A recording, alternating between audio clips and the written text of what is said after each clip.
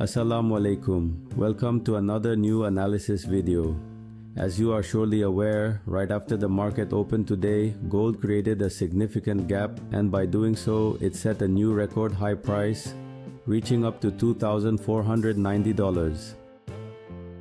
So why did this significant gap occur in gold, and will gold correct its price and come down from here, or will it go even higher? We will try to understand these issues through this video today. At the very beginning, if we look at today's economic calendar, we will see that there were quite a few China-related news items here that have already been released.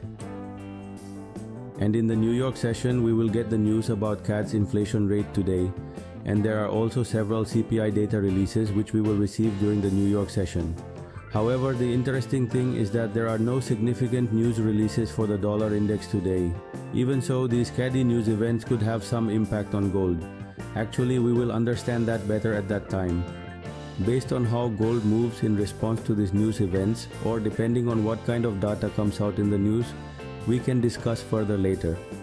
So now, let's take a look at the technical overview and try to understand whether gold will correct downward in price or if there is still a strong possibility for it to go much higher. Why did the market open with such a large gap? Let's discuss this a bit. As you probably know, ever since the Trump administration decided to impose new tariffs on European countries, this has been a factor. But in reality, this large gap in gold was created because investors consider investing in gold to be the safest option. And that's why we've seen such a large gap in gold. On Saturday, Trump announced that due to opposition to American control over Greenland, he will impose a 10% tariff on products from 8 European countries starting from February 1st. If the Trump administration does not withdraw this decision to impose tariffs, or if there is no compromise between the European countries and the Trump administration and these tariffs actually go into effect, then we anticipate that gold could even reach $5,000. So this was actually the reason why gold opened with such a large gap. Now we will try to understand whether gold might come down through a price correction or if it will become even more bullish. We will discuss that. We know that technically, after any breakout occurs, the market usually goes through some price correction, and we can see on the chart that after this breakout, the market has indeed undergone a price correction. At the same time, since geopolitical tensions are continuously increasing and gold is in a strong buy trend, and with the new decision to impose tariffs coming to the forefront, all things considered, we expect that gold could become even more bullish. So in this market situation, let's discuss what kind of trading plan might be safe for us. Since a successful breakout has occurred in the market and after a slight correction downward, it is now trying to move up again.